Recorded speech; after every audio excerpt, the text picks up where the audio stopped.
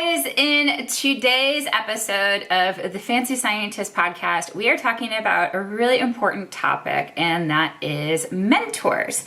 Mentors are so important in science. If you are a graduate student, you have an advisor, which serves as your mentor. And if you're an undergraduate or looking to get into this career, you should definitely get some experience, and therefore your boss or the professor that you're working with in a lab is your mentor. If you've listened to my past episodes on how science is conducted, it's really a process. It's not memorizing facts. It's not memorizing concepts or species names. It's really understanding the process. So in order to do that, you need mentors. So today's episode, we're going to talk all about what makes a good mentor. I am going to look back on some of my favorite mentors and tease apart the things that I found have really helped me, and also I'm going to pull upon some of my experiences from serving as a mentor too. So we're going to talk about what to look for in a mentor, and at the end, if you are a mentor, how you can be a good one. Now, if you are not a scientist or not interested in this career at all, this is still a great episode to listen to, because mentors can help you in so many different parts of your life. So I actually have two different coaches. I have a coach for my body. I accidentally got a personal trainer, and I also have a coach for my business. And both of those people have helped me immensely. I'll tell you the story of how I accidentally got a personal trainer after we run the intro. But mentors just really help you level up in life, and I am never going back. I'm never going to do something just completely on my own when having a mentor can accelerate that process. Okay, so let's get into the intro music, and then we'll talk about mentors more in depth. Okay, we are going to start talking about mentorship in science. As mentioned in the intro, mentorship is super important. This is how you learn science. Even if you're not in a scientific career, though, mentors are really important, because there's only so much that you can learn on your own in a book. We live in this great age right now, or I should say online. We live in this great age right now where you can learn how to do anything by just Googling it, searching on YouTube. But that can take you far, but it can only take you so far. And really, a mentor is what you want to be able to get the results that you desire.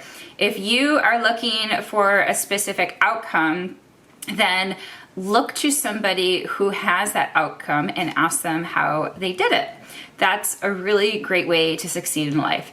And in science, if you go on and get a graduate degree, you absolutely need a mentor, which is your advisor. If you haven't listened to the episode about what graduate school is really like, I talk in depth about this, and it's really not like school, like undergrad, where you're taking a lot of classes and taking tests, but you're really learning from someone with the support of them and your other committee members.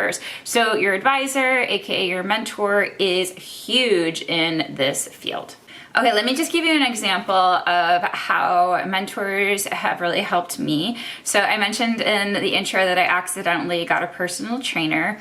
I have struggled with weight my entire life. I have never been like extremely incredibly overweight, but I've always had, I would say, like 30 to 40 pounds. And I joined a gym. I was looking to lose weight, and I joined a gym. And so let me give you a backstory. When I was in my 20s, early 20s, I joined a gym in Buffalo, New York, where I grew up. And as part of the gym membership, they had this free service where you meet with a trainer. And you check in every 6 weeks. So they do your measurements and they give you a program. And that was free, it was included. So that's what I thought this consultation was at this new gym that I joined. So I went and I had this consultation. I thought it was, like the measurements and everything, and we would get started. And I would see them in like 6 months. But of course, I learned at the end of it that it was something that you had to pay for. But honestly, I was hooked because in those 30 minutes, I felt better than I had in a long time. And it actually wasn't about my weight. It wasn't because, obviously I'm not going to see any differences in that much of a time frame. But what really helped me was they understood my body really well, and I had slipped discs in graduate school. Side note, if you work in an office, if you're at your computer all the time, don't hunch over. That's how I slipped my discs. I was hunched over at a laptop. So you don't have to like move furniture and be like, like doing all these weird body positions. I don't know. I can't think of anything else besides moving furniture. But I just got slip discs from being hunched over. So I had been going to physical therapy, I would say at least once a month, but I felt so much better just after this visit from this one personal trainer who knew my body, knew exactly where to strengthen it to help me with my back issues.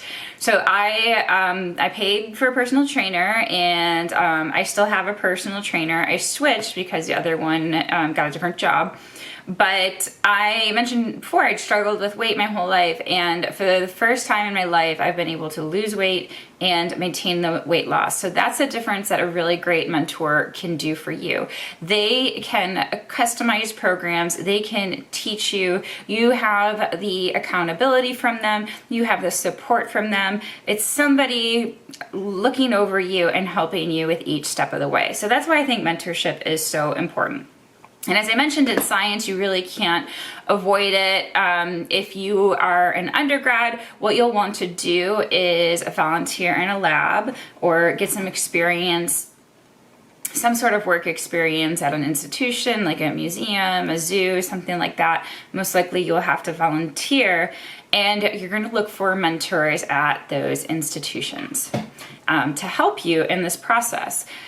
My mentors early on helped me so much because there was just like no information out there about how to become a wildlife biologist. So anytime that I got a job, I would literally ask everyone who was in this field, like their path to becoming a wildlife biologist, because there's like virtually nothing online.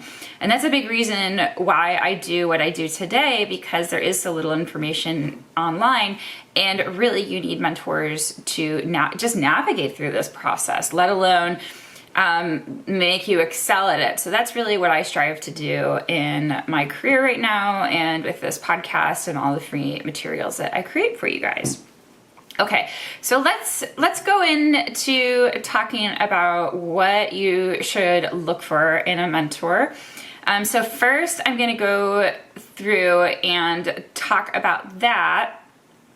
And then at the end, I am going to talk about how you yourself can be a good mentor. And even if you're not in the stage to become a mentor or in a mentorship right now, this is good to listen to, because when you're there, you'll know how to set the stage. And a lot of these will obviously be the flip side of what to look for in a good mentor. So it'll be a lot shorter, because I'm not just going to repeat everything and say the opposite, but I do want to emphasize a couple of points. Okay. So what should you look for in a mentor? This one you might not like. A lot of people are scared of it, but trust me, this is what I believe the most important thing. And it's kind of twofold, because I couldn't really split these up. I felt like they kind of complemented each other. But honestly, you're going to want someone who is critical. So somebody who sees your flaws, like I mentioned with my personal trainer. They knew exactly where the weak areas of my body were. By watching me do the exercises, they could see where my muscles got fatigued, what need to be strengthened, and helping to identify those areas so that I could get stronger and support my back in the way that it needed to be supported.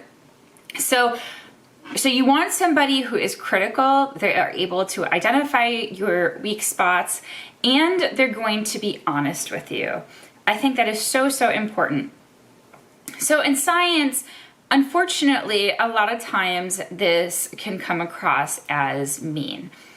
Scientists, they go through, I think what happens to us is we go through so much rejection, so much criticism. So we apply for grants, we apply, or we submit our papers into publications. We, apply to get into graduate school. We apply for jobs. There's so many rejections and so many different forms of critical feedback that I think at a certain point you just get tired of trying to be nice, and you just don't have as much time, so you just get straight to the point. And I think you develop such a thick skin as a scientist, I know this definitely happened with me, that you forget how sensitive people can be in the beginning and how personally they can take this.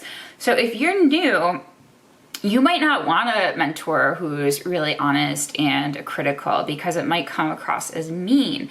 But trust me, this is the absolute best thing for you. And obviously a good mentor is somebody who can deliver that in a way that is nicer, that's not mean. But even if it is in a nice way, it can be tough to take on all that feedback at once. So for example, in my last lab, we would have anyone who was giving like a poster presentation or a talk practice. And some people, this is like their first posters, their first talks. And at the museum, we were really passionate about science communication. We wanted to do it really well.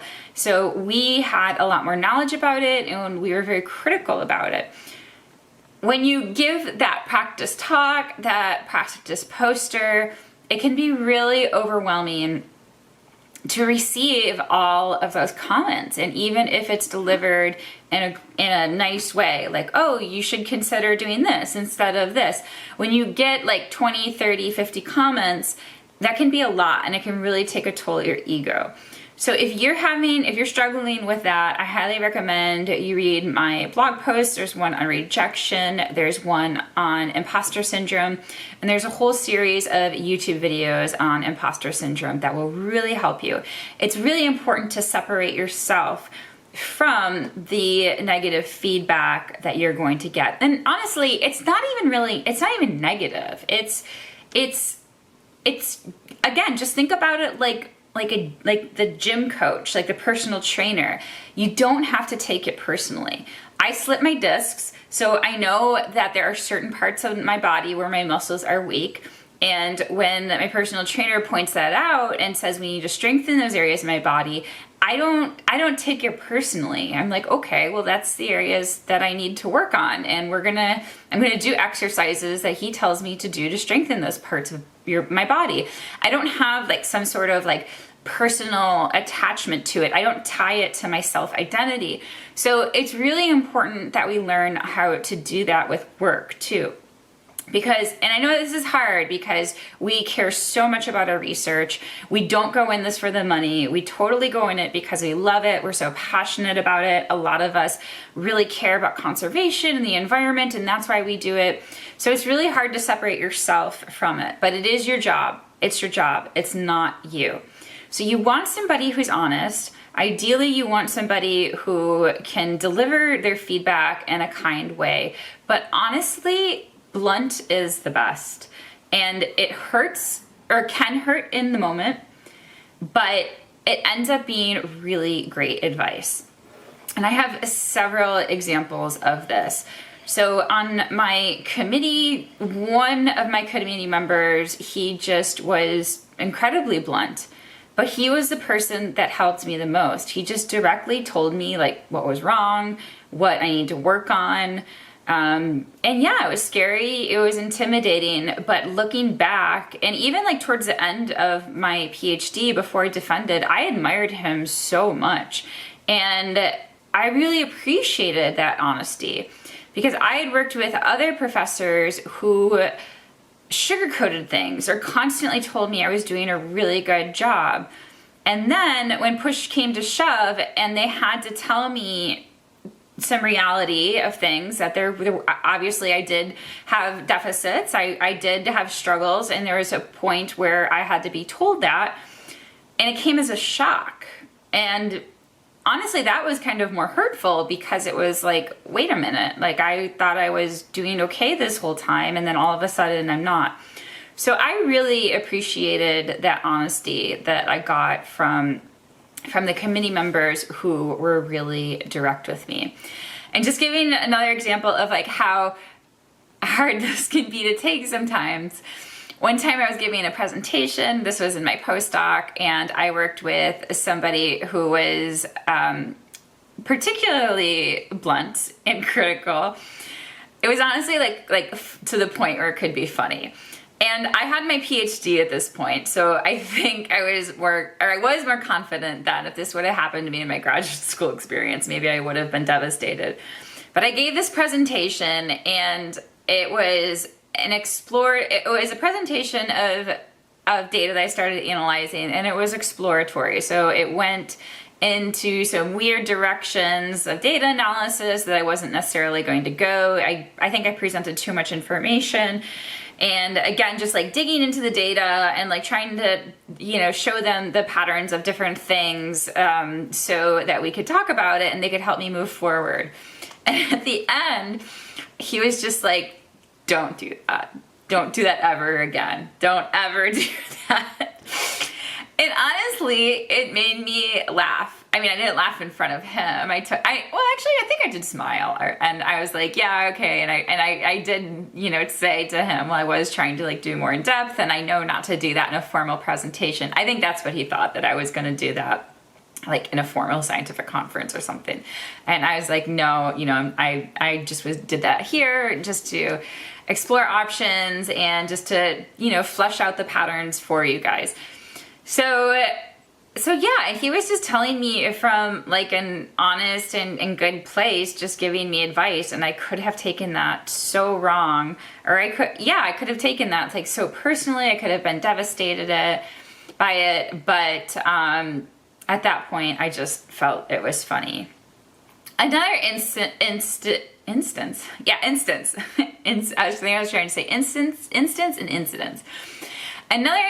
In another, let's say, situation, I was giving a poster presentation. I think this was my very first poster presentation.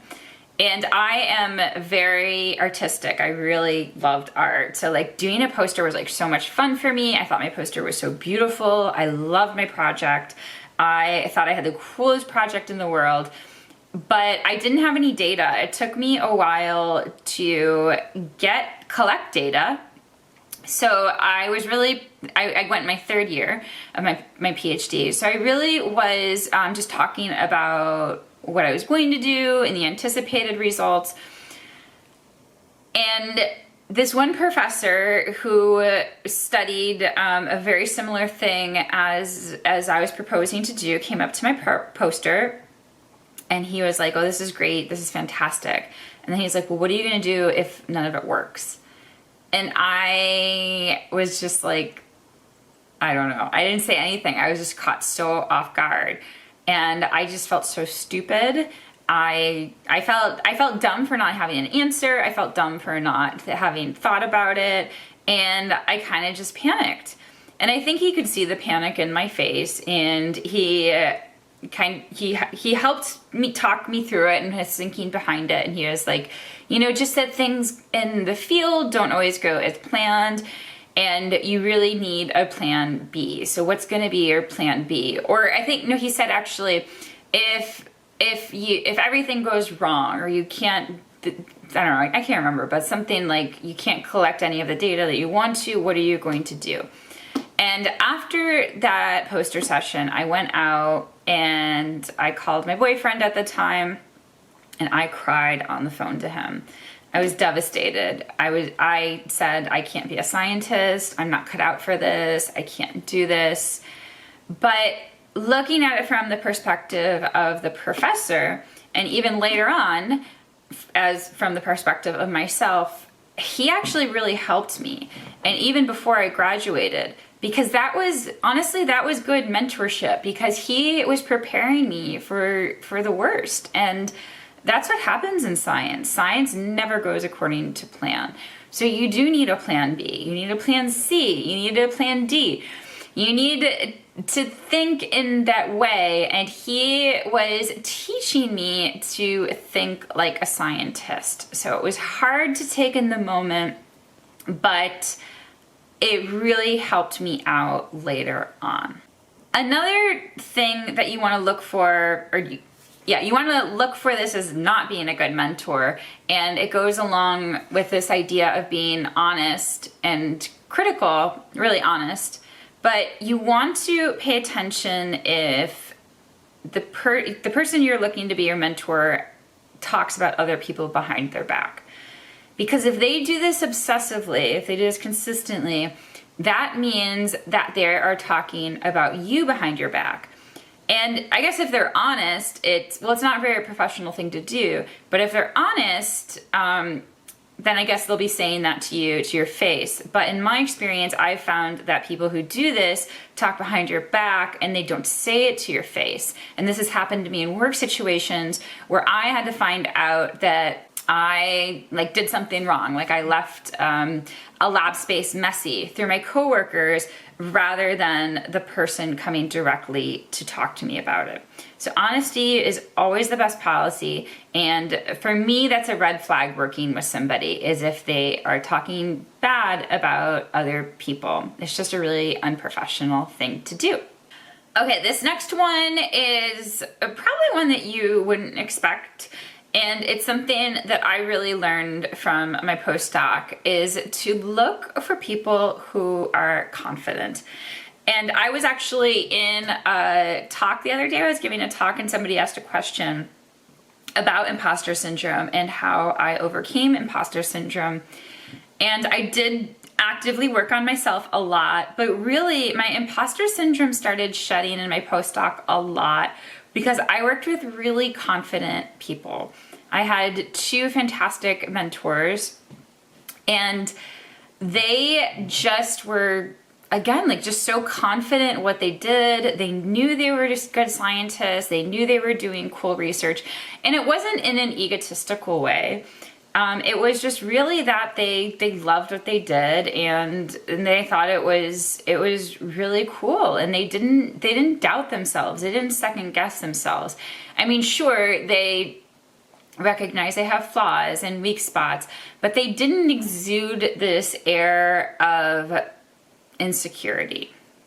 So that's another thing to look for in a good mentor, is somebody who has a calm, confident disposition, because it's all about the energy you give off. And if you're around somebody who's stressed, who's worried about finding the next grant, worried about how they're going to fund their lab, this stress and frantic energy rubs off on you. That's what happened to me in some of my prior work experiences.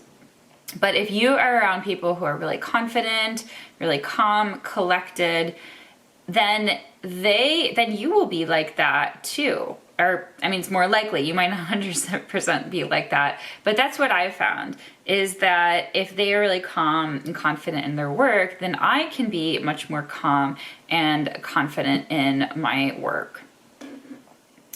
The next one is you want to look for somebody who levels you up. And they should do this without you having to ask, but you should also be asking too. It's a great thing to do as a mentee. And what I mean by leveling up is that they are looking for experiences for you, or at least have it on their radar of how they can make you a better professional, whatever you want to do. Some great examples of this for me were when I worked at Disney's Animal Kingdom. I had really great mentors there. I was super interested in elephants, and my boss let me go with the elephant researcher to record vocalizations from crocodiles, ironically, or alligators, ironically, because the elephant vocalization work was finished, but he was working on a project with alligators. But even though I didn't get any experience working with elephants, I talked with him the whole entire car ride. That's something I talk about in my book, Getting a Job in Wildlife Biology, what it's like and what you need to know, the importance of long car rides. These are really great opportunities for you to talk to mentors. So I talked to him extensively about elephant research, and that really helped me learn a lot. The director also invited me to participate in sea turtle monitoring on Vero Beach in Disney. This was an awesome opportunity. We got to see a leatherback sea turtle lay her eggs in a nest at night. We did this with night vision goggles, so we wouldn't disturb the sea turtle at all. It was an incredible experience. So you want people to be able to level you up, and you can find out who those people are, like when you're interviewing people, to decide on your advisor and stuff, by asking them questions that will give you those answers. Like, what kind of experiences have you provided for former students? Or, like, what was it like going to conferences? Things like that will help you get that information. You can also ask past students as well. In Kenya, I worked with a professor who invited me to write papers. This was awesome. I got my first authorship doing this, and this really leveled me up. It really helped me become a great scientist. So again, I didn't ask for that experience, but he saw something in me, and he invited me to be a part of that. So good mentors will be inclusive. So this will be inclusive of opportunities, and just also make you feel welcome, make you feel like you're part of the lab, part of the community. At conferences, they will introduce you to people. They will, not lead you around the whole entire way, but they will make networking happen for you. They'll make connections happen for you, but you should still do a lot on your own as well. But that's some things to look for good mentors. Another thing that I've learned from my best mentors is that they are big thinkers. They think about science in this really big picture, and they think creatively. This helps you in so many ways, because when you're around these big thinkers, it pushes you to think bigger, and it pushes you to think about how the little pieces all fit together. And this will help you in so many different careers. So it helps you with grants, because then you can apply for bigger grants that ask bigger theoretical questions that have these different moving components in it. It just trains your brain to think differently by working around these people. It sets you up for a lot of jobs. There's a lot of jobs that once you advance in your career, you will become more managerial. You will become more, like I teach this in my course, you will be more like working with the vision of the organization you're working for. So you may start off as a scientist, but then as you progress up in the museum or the nonprofit or the zoo, you're going to be in meetings directing the vision of the zoo, putting your input there. You may be the director of the science section of a certain nonprofit for a state, and you need to put together all the pieces. So being with big thinkers allows you to think creatively. The big thinkers that I have been around, they also have unusual collaborations. They're very interdisciplinary. They reach across different departments. They see creative solutions. You don't want somebody who's just like straight and narrow and really focused. You want somebody who is pushing the envelope. It really helps you become a better scientist. And I think it also makes science just so much more fun as well. The next thing in a mentor is you want a good blend of somebody who is hands-on and hands-off. If they are too much hands-on, if they are leading you too much, if they are involved in every single decision you make, then you're not going to learn. You're going to be leaning on them too much, and then when you're out on your own in the real world in a job, it'll be hard for you to make decisions. It'll be hard for you to know what to do. Also, this is just kind of annoying, honestly. Like, you don't have any ownership of your project. You're constantly reporting to somebody. It's not really what a scientist is being about. Like, you want somebody who will let you fail a little bit, let you struggle. So you want somebody who's a little bit more hands-off, but you don't want too hands-off. And I would say this is by far the most common thing that you see in advisors in graduate school. Most of them are incredibly hands-off. Like, I've talked to students who did not speak to their professors for months. Like, they were out in the field and they didn't even communicate with their professor, even through an email or something, for months. And that was not uncommon. I've talked to people who like just went to a field site and had kind of like no idea what they were doing. Their professors weren't guiding them in that way. So you really want to find somebody who is able to be hands-on when they need to be, and hands-off as well, to let you struggle, to let you solve your own problems, to let you learn how to learn on your own. That is such a huge part of science. So much of graduate school is really about solving problems on your own. When I graduated, I honestly felt like I could do any job in the world because I could teach myself how to do it. So that independence, that confidence that you can do anything. Marie Forleo has this book, Everything is Figure-Outable. That's how I felt, like I could figure out the answers. And then the last thing that you should look for in a mentor is somebody who is excited about what they do and excited about what you do. Like, a lot of times people will talk about you need a mentor who's encouraging, who's supportive. But I feel like if they're interested in your project, they have confidence in you, they're excited by your project, they're excited by your results, I feel like you don't need this like external validation as much, because it makes it fun and you're motivated to do it and you see the excitement in your project as well. And science, I mean, really should be fun. Again, we're not doing this for the money, we're doing this because we're passionate about it. So there should be fun in it, because we're doing this because we want to do this. We get some sort of satisfaction out of it. We get some sort of happiness out of it. So the best mentors that I've had, not only were like excited and passionate about their work, but they also brought fun into the lab. And this can happen in different ways. So for example, at Disney World, we had the opportunity to learn scuba diving together as a staff. And of course that was optional because you had to pay for it. But we just were provided like fun opportunities like that if we wanted it. And at the museum, working with Roland Kays, he loves science communication, so he's always like looking for fun technology to enhance science communication.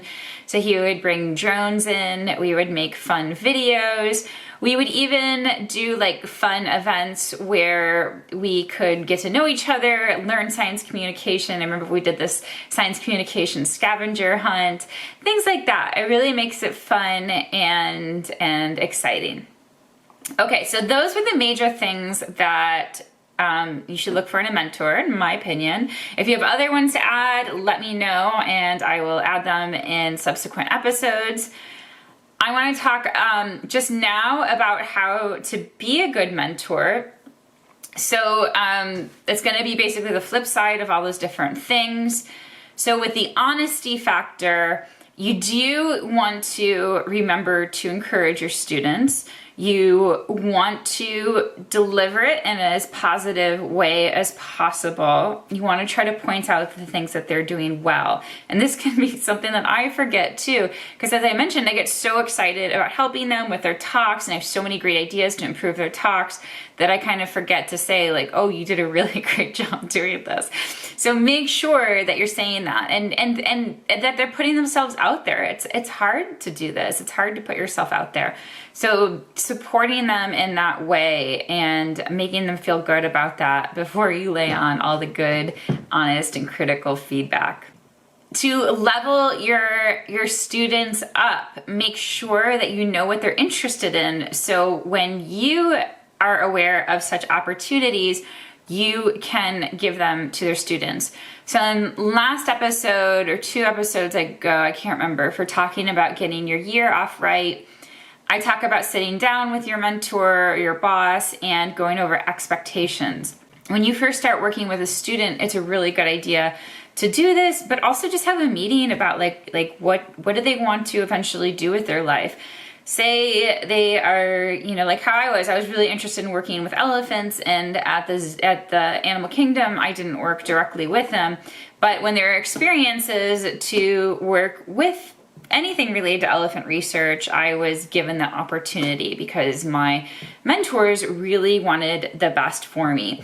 So do the same thing for your students. If there's scholarship opportunities, grant opportunities, if you just see job postings or volunteering opportunities that they might be interested in, I always invite students to co-author with me if they show interest and drive. That's a really great opportunity. I was given that opportunity, so I like to pay it forward and give that back to the student. But again, not just any student. They have to show drive. They have to show initiative. And it has to be something that they earn. I just don't hand it over to them. Set a good example. Again, it's all about energy. If you are calm and collected, if you're excited about your research, if you are happy about your work, if you're having fun doing it, then most likely your students will have fun as well. And they will be more calm and confident in themselves. And if you believe in them and relay that information to them, they will believe in themselves as well. And then with the too much, too little mentoring, hands-on, hands-off, you want to let them flounder a little bit because you want them to fail. You want them to figure it out. So much of graduate school, even if you are a mentor, you're not going to know the answers. So they're going to have to figure out. But you don't want to let them struggle for too long. So maybe set up weekly meetings or targets for results. And then once you get those results, help them navigate the next step. That's really important. So you want to have those checks in there. You don't want to let them flounder too much. And then also teach them how to find the answers. They're not necessarily going to know how to do it. You're not going to know how to do it, but you can at least help them know how to move forward when they're struggling. And the last one is have fun.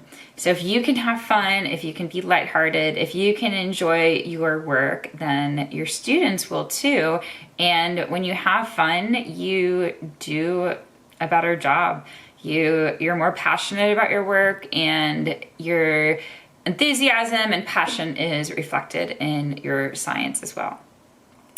Thanks guys so much for watching. If you have more tips on how to be a good mentor or what to look for in a mentor, I would love to hear from you. I hope you guys have an amazing day. Be kind to animals and be kind to each other. Be kind to your mentors. Be kind to your mentees. Bye.